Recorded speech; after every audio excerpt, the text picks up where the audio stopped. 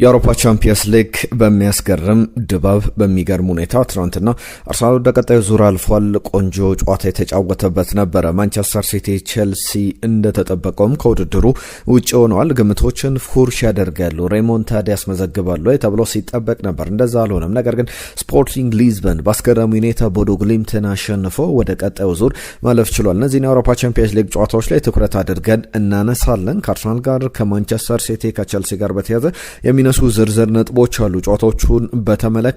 ከዛ ውጪ ዛሬም በአውሮፓ ቻምፒየንስ ሊግ የሚቀጥሉ ጨዋታዎች አሉ። ባርሰሎና ከኒውካስል ዩናይትድ በታሪኩ ለመጀመሪያ ጊዜ ቻምፒየንስ ሊግ ቀጣይ ዙር ላይ ለመገኘት የሚያደርገው ጨዋታ ነው። ሩብ ፍጻሜው ላይ ከዛ ውጪ ሊቨርፑልም አርነ ስሎት ይህንን ጨዋታ ለማሸነፍ በደንብ ታሪክም ሁሉም ነገር ያግዘናል፣ የውድድር አመቱ ብቃታችንም ብለዋል። ብዙ ጥያቄዎች እየተነሳበት ይገኛል። የሊቨርፑል ጨዋታ ምናልባት ከአርሰናል ጋር በተያያዘ ብቸኛው የአውሮፓ ቻምፒየንስ ሊግ የእንግሊዝ ተወካይ እንዳይሆን ስጋት አለ። ዛሬ የሚደረጉ ጨዋታዎች በማን አድቫንቴጅ ይጠናቀቃሉ እንመለከታቸዋለን። ትናንትና የነበሩ ከጨዋታውን በኋላ የተሰጡ አነጋጋሪ ጉዳዮች አሉ።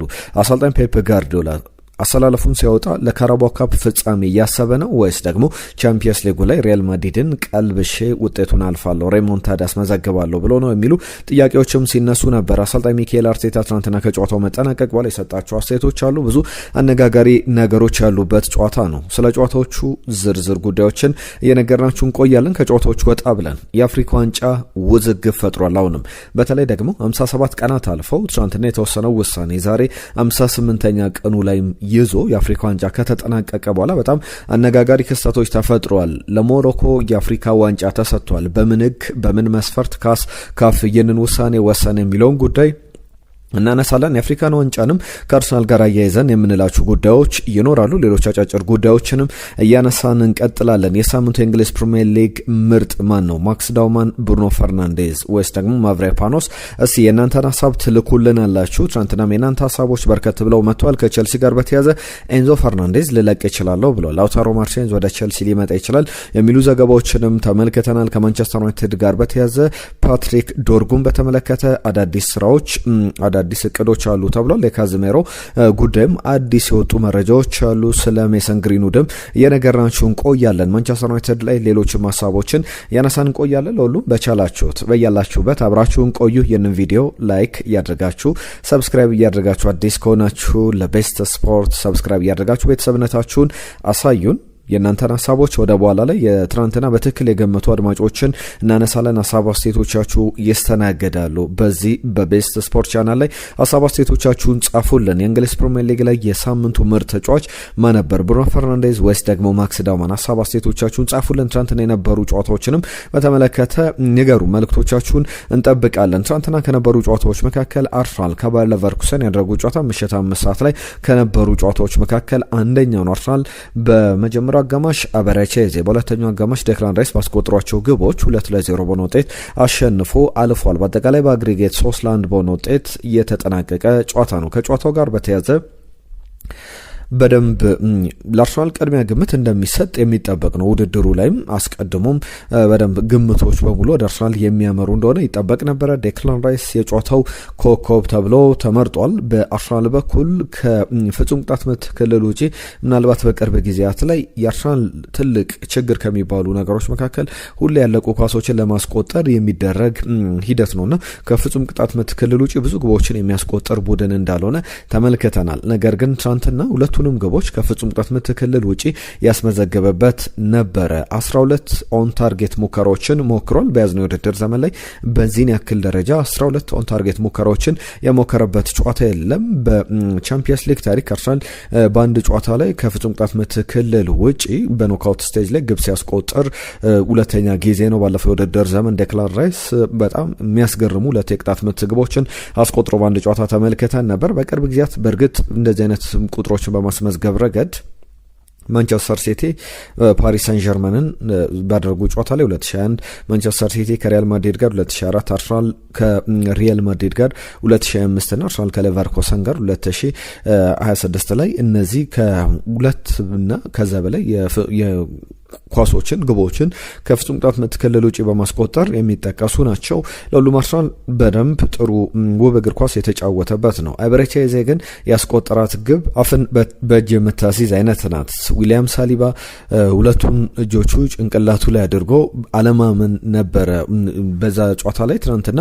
ቤን ዋይትም ያንን ነገር ሲያደርግ ነበር። ለሁሉም በጣም አስገራሚ አይነት ጨዋታ ነበረ። ካስፐር ሁልሙን የሌቨርኩሰኑ አሰልጣኝ በመጀመሪያው አጋማሽ ላይ ብዙ ስህተቶችን ሰርተናል፣ በቢውልድ አፕ በተለያየ ሁኔታ ውስጥ የሰራናቸው ስህተቶች ነበሩ፣ አርሰናል በጣም ጫና ፈጥሮብን ነበረ፣ ነገር ግን ብዙ ግቦችን አልተቆጠረብንም፣ ከዛ በኋላ ትልልቅ እድሎች እንዲያገኙ አላደረግናቸውም ነበረ፣ ነገር ግን ጥቂት የሴት ፒስ ኳሶችን ከዛ በኋላ ግን ኤቤሬቺዜ ያስቆጥራት ግብ በጣም በጣም ፋንታስቲክ ነበረች ብሎ አድናቆቱን ገልጿል። አርሰናል ትናንትና ሚኬል አርቴታ ከጨዋታው መጠናቀቅ በኋላ አንድ ጥያቄ ቀርቦለት ነበር። እሱ ላንሳላችሁና አጠናቀቃለሁ። የማንቸስተር ሲቲን ጨዋታዎች አነሳለሁ።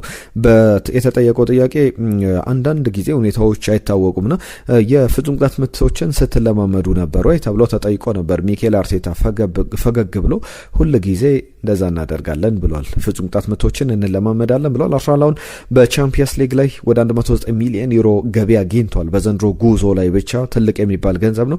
ባለፈው የውድድር ዘመን በሁሉም በቻምፒየንስ ሊግ ቆይተው 117 ሚሊዮን ዩሮ ነው ያገኘው። ስለዚህ አሁን እዚህ ደረጃ ድረስ በጣም ጥሩ ገንዘብ ሜክ እንዳደረገ መናገር ይቻላል። ማንቸስተር ሲቲ ከሪያል ማድሪድ በሳንቲያጎ በርናባው የነበረው 3-0 ውጤት በማንቸስተር ሲቲ በኤታድ ስቴዲየም ይቀለበሳሉ? ትልቁ ጥያቄ ነበረ። አሰልጣኝ ፔፕ ጋርዲዮላ እዚህ ሩም ውስጥ ያላችሁ አንዳችሁም አታምኑም፣ ትቀለብሳላችሁ ብለን እኛ ግን እንሞክራለን ሲል ነበር። ነገር ግን ጨዋታው በመጥፎ ሁኔታ የጀመረበት ነበረ። በርናንዶ ሲልቫ ከኛው ደቂቃ ላይ በቀይ ካርድ ወጣ። ለሪያል ማድሪድ ፍጹም ቅጣት ምት ተሰጠ። ቪኒ ጁኒየር ፍጹም ቅጣት ምቱን አስቆጠረ። ሃርሊንግ ብራውት ሃላንድ 41ኛው ደቂቃ ላይ ሲቲን አቻ አደረገ። ነገር ግን በመጨረሻው ደቂቃ ላይ 92ኛው ደቂቃ ላይ ቪኒሺየስ ጁኒየር ግብ አስቆጥሮ ጨዋታው በሪያል ማድሪድ 2-1 በሆነ ውጤት አሸናፊነት ተጠናቋል። ማንቸስተር ሲቲ ከውድድሩ ውጭ ይሆናል ከቻምፒየንስ ሊግ። በሚያስገርም ሁኔታ ለማንቸስተር ሲቲ ትናንትና ጨዋታ የበርናንዶ ሲልቫ መውጣት ምናልባት ግቧ ብትቆጠር ይሻል ነበር። ማንቸስተር ሲቲን የገደለች ነበር። ብዙዎች ከስቴዲየም ገና ሀፍታይም ላይ የማንቸስተር ሲቲ ደጋፊዎች ለቀው ሲወጡ ነበረ። ተስፋ አስቆራጭ ነበር። ምክንያቱም ሪያል ማድሪድን በአውሮፓ ቻምፒየንስ ሊግ ላይ 3-0 አሸንፎ የመጣ ቡድንን አንድ ተጫዋች በቀይ ካርድ ወጥቶ ከዛ በተጨማሪ 1-0 እየተመሩ ከዛ በኋላ የነበረውን ውጤት ቀልብሶ ማለፍ ሬሞንታዳ ማስመዝገብ በጣም በጣም የተአምር ያክል ብቻ አይደለም ከዛም በላይ የሚቆጠር ነውና 5-1 በሆነ ውጤት በአግሪጌት ተጠናቋል። አሰልጣኝ ፔፕ ጋርዲዮላ ታሪኩ እንደዚህ አይነት ከባድ ጊዜ ላይ ያለ አይመስልም። በአሰልጣኝነት ታሪኩ በጣም ብዙ ነገሮች የሚባልበት አይነት ጨዋታ ነው። ሲቲ ከቻምፒየንስ ሊግ በጊዜ ተሰናብቷል። በቻምፒየንስ ሊጉ ላይ እንግዲህ ብዙ ይጓዛል ተብሎ በጣም በእርግጠኝነት ባይነገርም ባለፈው የውድድር ዘመንም ገና የኳርተር ፋይናልን ሳይደርስ ኳርተር ፋይናልን መድረስ አልቻለም ነበረ። በያዝነው የውድድር ዘመንም እንግዲህ በ15 ዓመት ውስጥ አንድ ጊዜ ነው ፔፕ ጋርዲዮላ ያጋጠመው ወደ ኳርተር ፋይናል በተከታታይ 2 ዓመታት ሳይደርስ ቀርቷል። በቻምፒየንስ ሊግ ላይ ለማንቸስተር ሲቲ እንደ ትልቅ ውድቀት የሚቆጠር ነው። 5 ጊዜ በማንቸስተር ሲቲና በሪያል ማድሪድ በኩል ሪያል ማድሪድ 5 ጊዜ ሲቲን ጥሎ ወደ ቀጣዩ ዙር አልፏል። ከዚህ በላይ ብዙ ጊዜ የገጠመውና ብዙም ጊዜ የጣለው ቡድን ባየር ሙኒክን ነውና ማንቸስተር ሲቲ በተለያዩ አጋጣሚዎች 2025-26ን ጨምሮ ለምሳሌ 15-16 ላይ 1-0 በሆነ ውጤት ያሸነፈበት 2021-22 6-5 የተጠናቀቀበት 2023-24 4-4 በአግሪጌት በፔናልቲ 4-3 በሆነ ውጤት የተጠናቀቀ ጨዋታ ነበረ። 5-1 2025-26 የውድድር ዘመን ላይ ኬሊያን ኤምባፔ ሃትሪክ የሰራበት ጨዋታ የሚታወስ ነው። 2024-25 ላይም 6-3 በአግሪጌት ተጠናቆ ነበር። ብዙ ነገሮች ለአሰልጣኝ ፔፕ ጋርዲዮላ በጥሩ መንገድ እየሄዱ አይደለም። የካራባኦ ካፕ ፍጻሜ በመጪው እሁድ ይደረጋልና ትናንትና ማንቸስተር ሲቲ ላይ ጥያቄ ሲነሱ ከነበሩ ጉዳዮች መካከል አሁን ለአራትዮሽ ዋንጫ እስከ ትናንትና ድረስ ሲቲ ሲጫወት ነበር። አሁን 3 ዋንጫዎች ካራባኦ ካፕ፣ ፕሪሚየር ሊግ፣ ኤፍኤ ካፕ። ፕሪሚየር ሊግ ላይ በጣም ሰፊ ድል የለውም። የካራባኦ ካፕ ነገር በሳምንቱ አጋማሽ ላይ ይለይለታል። በዚህ ጨዋታ ላይ አሰልጣኝ ፔፕ ጋርዲዮላ ለምሳሌ በተቀያሪ ወንበር ላይ የተጠቀማቸው ተጫዋቾችና ተቀያሪ ወንበር ላይ የነበሩ ተጫዋቾችን እንመልከት። እነ ኒኮ ጎንዛሌዝ፣ ኒኮ ኦራሌ ከዛ በተጨማሪ ማርክ ጌይና አንቷን ሴሜኒዮን አይነት ተጫዋቾች በቅርብ ጊዜያት ላይ በማንቸስተር ሲቲ አይነክ የሚባሉ ተጫዋቾች ትናንትና ተቀያሪ ወንበር ላይ ነበሩና ፔፕ ጋርዲዮላ በውጤቱ ተስፋ ቆርጦ ነበር ወይስ ደግሞ ካራቦ ካፕ እየተዘጋጀ ነበረው የሚሉ ጥያቄዎችም ሲነሱ ነበር። ለሁሉም ሲቲ ከውድድሩ ውጪ ሆኗል። የቸልሲን ጨዋታ ደግሞ እንመልከት። ሊያም ሮዜነር እንግዲህ ድንጋዮች በሙሉ ወደ እሳቸው እየተወረወረ ይገኛል። በተለይ ኤንዞ ማሬስካ ፓሪስ ሰን ጀርመንን በዓለም ክለቦች ዋንጫ ሲያሸንፍ አዲሱ የቸልሲ ባለቤቶች ስር በነ ቶድ ቦሊ በክሊር ሌክ ካፒታል ስር በጣም ትልቁ ስኬት ነበረ። የዚህ የፓሪስ ሰን ጀርመንን የበላይነት በደንብ ያስቆምበት መንገድም የሚያስመሰግነው ነበረ።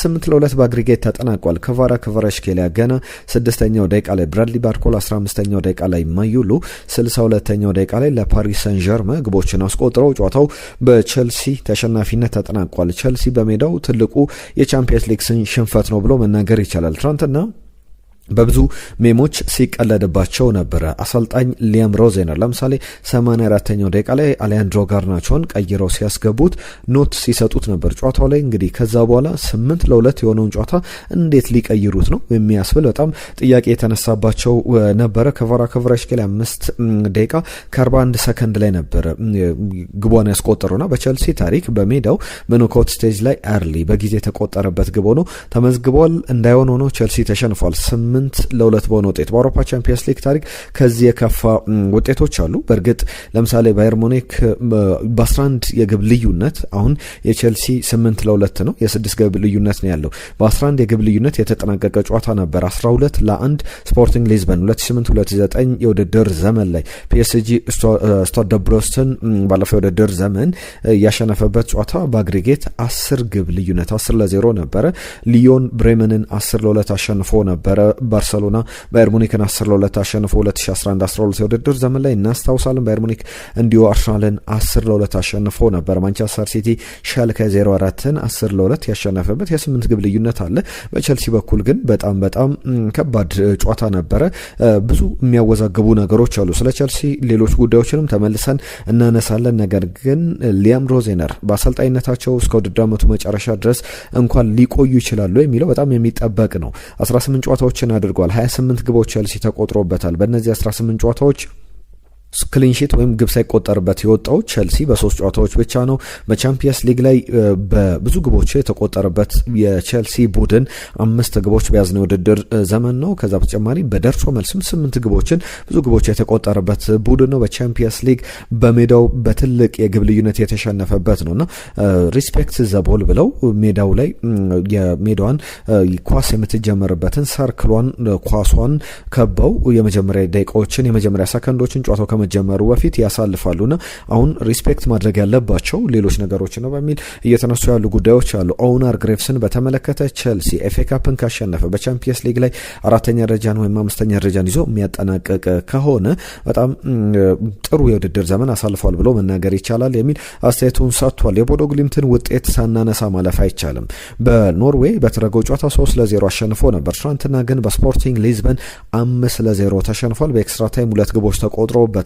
ስፖርቲንግ ሊዝበን በሚገርም ሁኔታ አስገራሚ ቁጥሮችን ያስመዘገበበት ነበረ። ከስፖርቲንግ ሊዝበን ጋር በተያዘ በጨዋታው ላይ ሬሞንታዳ ይመዘገባል ወይስ ደግሞ እንደዚህ አይነት ውጤት ላይ በሚያስገርም ሁኔታ የዚህ ፌሪቴል የህልም ዓለም ተረቶች የሚመስል ውጤት ይቀጥላል ወይ? የቦዶ ግሊምት በተለይ ኢንተር ሚላንን፣ ማንቸስተር ሲቲን፣ አትሌቲኮ ማድሪድን ያሸነፈ ቀጥሎ ነበር። የሲንደሬላ ታሪክ የህልም ዓለም ተረቶች አይነት የቦዶ ግሊምት ጉዞ እዚህ ላይ ተጠናቋል። ስፖርቲንግ ሊዝበን ቀጣይ ከአርሰናል ጋር ይጫወታል። ማንቸስተር ሲቲ ወደቀ።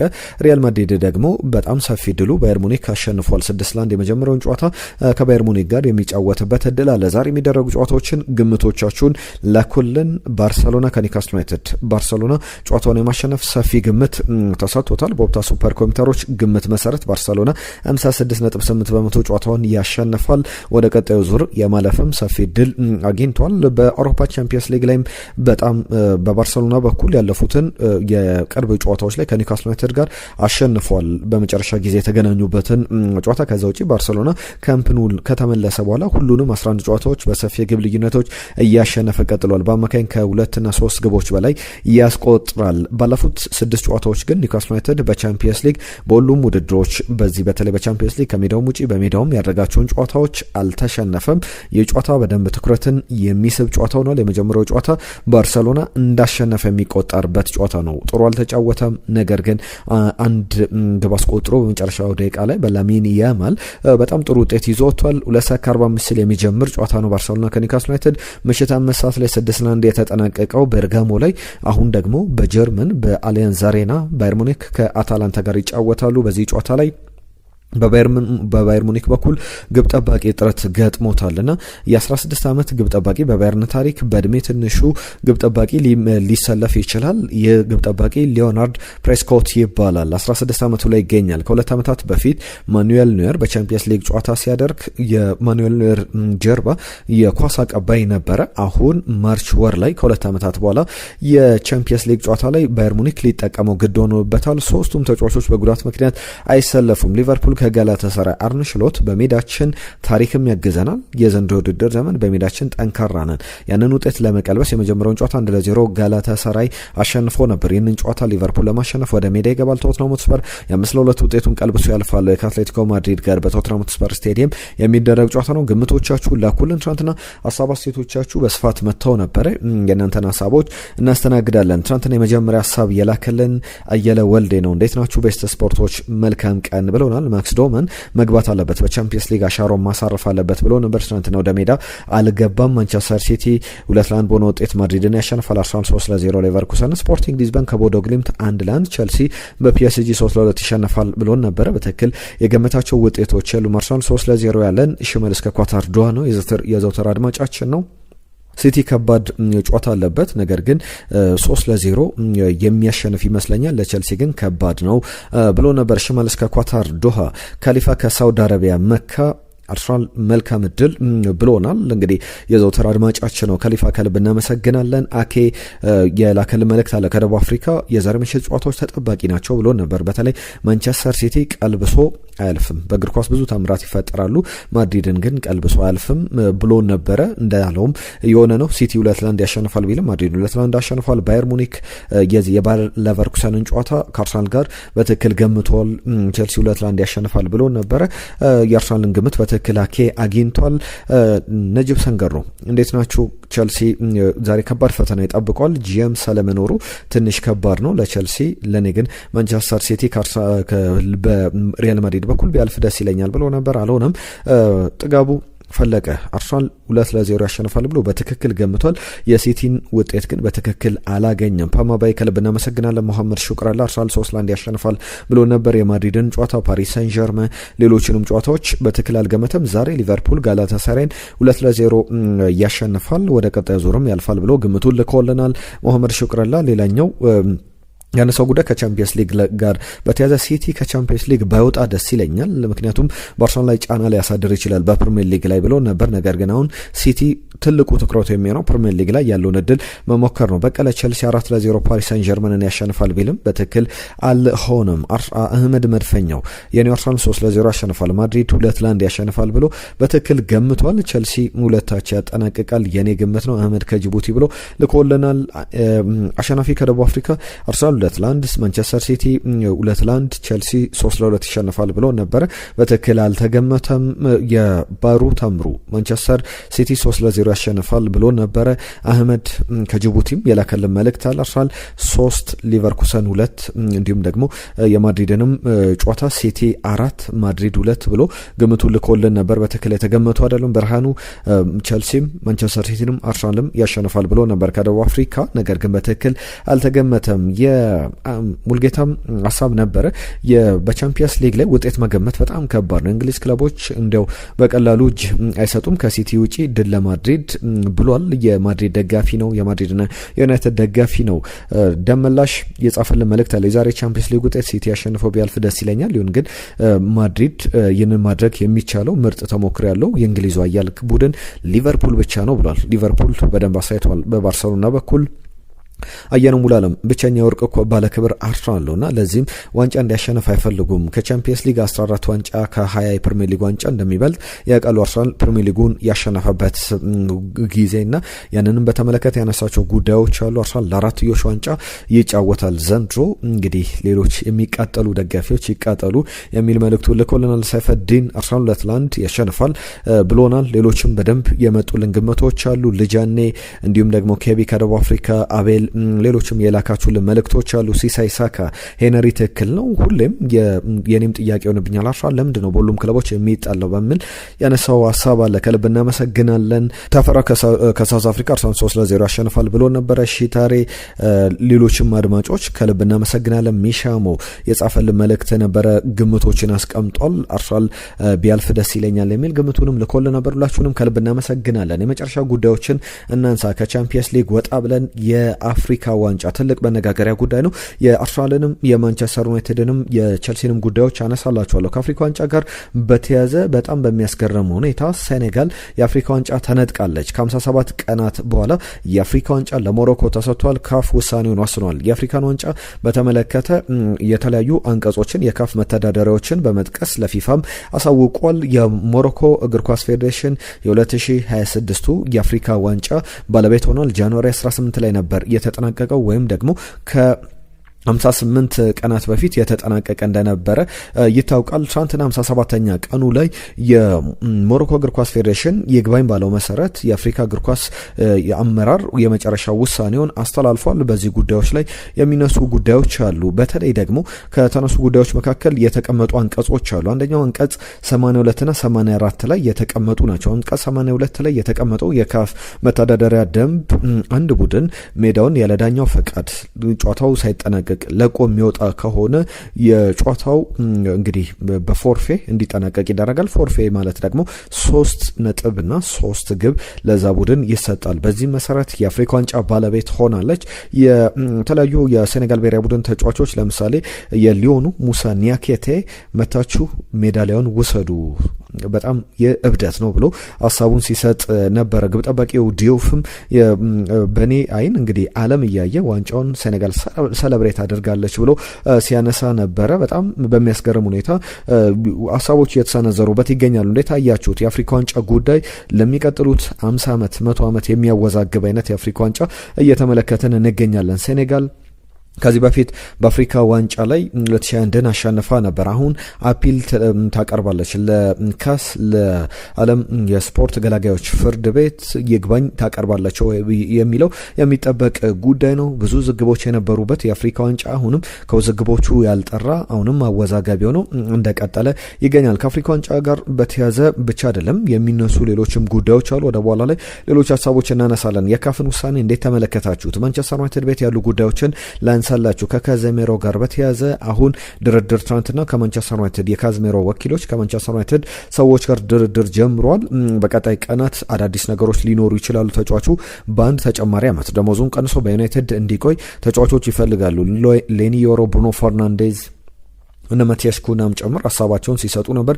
የማንቸስተር ዩናይትድ ደጋፊዎች ባለፈው ግብ ካስቆጠረ በኋላ አንድ ተጨማሪ ዓመት ብለው ሲጠይቁት ነበር። ጨዋታው ሲጠናቀቅ 90ኛው ደቂቃ ላይም ለካዝሜሮ ያንን መዝሙር የማንቸስተር ዩናይትድ ደጋፊዎች ሲዘምሩ ነበር። አሁን ይቆያል አይቆይም ትልቁ ጥያቄ ነው። ከፓትሪክ ዶርጉ ጋር በተያያዘ እየተነሱ ያሉ ጉዳዮች አሉ። ማንቸስተር ዩናይትድ ፓትሪክ ዶርጉን እንደ ሌፍት ባክ ሳይሆን እየተመለከተው ያለው በቀጣይ ፓትሪክ ዶርጉን በዩናይትድ ቤት እንደ ዊንገር የመስመር አጥቂ አድርጎ ለመጠቀም እቅዶች እንዳሉና በሱ ቦታ ላይ በሌፍት ባክ ቦታ ላይ በሉክሾም ተተኪ የሚሆን ተጫዋች ማንቸስተር ዩናይትድ ለማስፈረም ጥረት ያደርጋል የሚል ጋዜጠኛ ሳሙኤል ለክረስት ይዞት የወጣው ዘገባ ያሳያል። ዶርጉ እንግዲህ የግራ መስመር አጥቂ ሆኖ በተለይ በማንቸስተር ሲቲና በአርሰናል ጨዋታ ያሳያቸው ብቃቶች ከጉዳቱ በፊት በዩናይትድ በጣም የሚያስገርም ብቃትን አሳይቶ ነበር። ለሁሉም የሚጠበቅ ጉዳይ ነው። ቼልሲ ቤት ውስጥ የሚነሱ ጉዳዮች አሉ። የሊያም ሮዜነር ቆይታን በተመለከተ ትናንትናም ጥያቄዎች ሲነሱ ነበረ።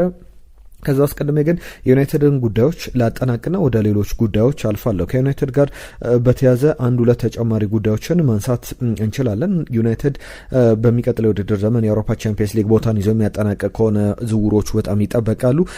ገቢ ከሚያገኝባቸው ዝውውሮች መካከል አንደኛው የሜሰን ግሪንውድ ዝውውር ነው። ሜሰን ግሪንውድ በዩቬንቱስ በጥብቅ እየተፈለገ ይገኛል። በሊዮን እንግዲህ ግጭት ውስጥ ገብቷል ከሊዮን አመራሮች ጋር። ሊዮን አሁን ከተጫዋቹ እስከ 60 ሚሊዮን ዩሮ ይፈልጋል። በዚህ ምክንያት ደግሞ ማንቸስተር ዩናይትድ ከ20 እስከ 30 ሚሊዮን ዩሮ በተጫዋቹ ሽያጭ ላይ ሊያገኝ ይችላልና ተጫዋቹ የሚሸጥበት እድል እንዳለ እየተነገረ ይገኛል። ሰርጂዮ ሮሜሮን ግብ ጠባቂውን ታስታውሱታላችሁ። በማንቸስተር ዩናይትድ ቤት 39 ዓመቱ ላይ ይገኛል። እግር ኳስ በቃኝ ብሎ ጓንቱን ሰቅሏል። በጆዜ ሞሪኒዮ ስር የዳቪድ ዴያ ሁለተኛ ግብ ጠባቂ ሆኖ ተመልክተናልና የዓለማችን ሁለተኛው ምርጡ ግብ ጠባቂ ተብሎ ይታወሳል። አስታወሳችሁት በደንብ የማንቸስተር ዩናይትድ ደጋፊዎች የምትዘነጉት አይደለም። በጣም ምርጥ ብቃት ላይ ነበር አርጀንቲናዊ አርጀንቲና ብሔራዊ ቡድን ብዙ ጊዜ የተመለከትነው ነውና በጣም ጥሩ ግብ ጠባቂ እንደነበረ እናስታውሳለን። 60 ጨዋታዎችን አድርጓል። ለዩናይትድ 39 ክሊንሺቶችን አስመዝግቧል። በሁለተኛ ግብ ጠባቂ ደረጃ ይህንን ያክል ጥሩ ቁጥር የሚመዘገብ አይመስልም። ለሁሉም ጥሩ ቁጥሮችን ያስመዘገበ ተጫዋች ሆኖ እንመለከተዋለን። ከቸልሲ ጋር በተያያዘ ትናንትና ከኤስፔን ጋር አንድ ዘገባ ስመለከት ነበረ። ኤንዞ ፈርናንዴዝ በቸልሲ ትቆያለህ ወይ ተብሎ ተጠይቆ ነበረ። አላቅም 8 ቀሪ ጨዋታዎች አሉ፣ የኤፍኤ ካፕ ጨዋታዎች አሉ። ትናንትና ከጨዋታው መጠናቀቅ በኋላ የሰጠው አስተያየት ነው። የዓለም ዋንጫ አለ፣ ምን እንደሚፈጠር በቀጣይ እንመለከታለን ብሏል። ያ ማለት ልለቅ እችላለሁ ማለት ነው በግልጽ ቋንቋና የእሱ ጉዳይ በደንብ እያነጋገረ ይገኛል። ቸልሲ ግን በዝውውሮች ደረጃ እየተነሱ ያሉ ጉዳዮች አሉ። ላውታሮ ማርቲኔዝን ከኢንተር ሚላን በ85 ሚሊዮን ዩሮ ማስፈረም ይፈልጋል የሚሉ ዘገባዎችን እየተመለከትን እንገኛለን። በቀጣይም የቸልሲ ጉዳይ በተለይ በጣም አጣብቂኝ ውስጥ የገባ ይመስላል። የአምሮ ዜነር የሚለቁ ከሆነ ይጠበቃል። ከኢራን ጋር በተያያዘ እየተነሱ ያሉ ጉዳዮች አሉ። በዓለም ዋንጫ ላይ ኢራን ጨዋታዎቼ ከአሜሪካ ወደ ሜክሲኮ እንዲደረጉልኝ ብለው ለፊፋ ጠይቃለች። ፊፋ ግን እምቢ ብሏል። የኢራን እግር ኳስ ፌዴሬሽን አሁን ከሰሞኑ ያለው ሰጣ ገባ ጋር በተያያዘ ብዙ እየተወሰኑ ያሉ ውሳኔዎች አሉ።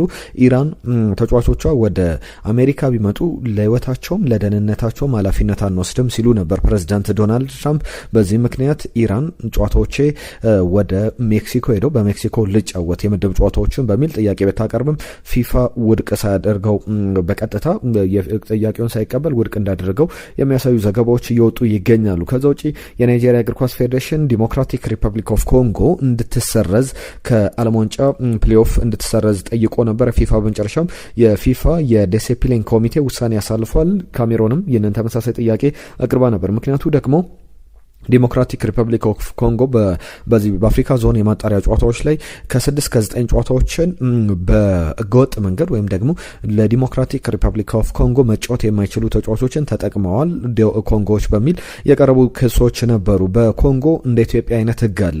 ያ ማለት ኮንጎ ውስጥ በሁለት ሀገር ዜግነት ለምሳሌ ትውልድ ኢትዮጵያውያን ተብሎ ለኢትዮጵያ መጫወት የሚችሉ የሉም። የኢትዮጵያን ፓስፖርት ካልያዙ በስተቀር ዱዋል ናሽናሊቲ የለምና በኮንጎም በኢትዮጵያም እንዳለው ህግ ማለት ነው። በዚህ መሰረት ብዙ ዝግብ ሲፈጠር ነበር። ለሁሉም ክቡራትና ክቡራን ስፖርታዊ ጉዳዮቻችን እነዚህን ይመስሉ ነበር። አብራችሁን ስለነበራችሁ ከልብ እናመሰግናለን። መልእክቶቻችሁን ጻፉልን። በመጨረሻ አንድ ጉዳይ ብቻ ላንሳ። ቅድም ሳነሳ የነበረው የማክስ ዳውማን ጉዳይ ከብሩኖ ፈርናንዴዝ ጋር የሳምንቱ ምርጥ ተጫዋች እጩ ውስጥ ገብተዋል። በእንግሊዝ ፕሪሚየር ሊግ እናንተ ሀሳብ አስተያየቶቻችሁን ላኩልን። እነሱ ብቻ አይደሉም። ማክስ ዳውማን፣ ብሩኖ ፈርናንዴዝ፣ አንቶኒ ጎርደን፣ ሪቻርልሰን ና ኮንስታንቲስ ማቭራፖኖስ የዌስትሃሙ ተከላካይ ሲቲ ላይ ግብ ማስቆጠሩ ይታወቃል። የሳምንቱ የእንግሊዝ ፕሪሚየር ሊግ ምርጥ እጩዎች ናቸው። የእናንተ እጩ ማን ነው? ሀሳብ አስተያየቶቻችሁን ጻፉልን። ለሁሉም አብራችሁን ስለነበራችሁ ከልብ እናመሰግናለን። የዛሬን እዚህ ላይ አጠናቀቅን። ነገ በአዳዲስ ጉዳዮች እንመለሳለን። ጤና ይስጠልን።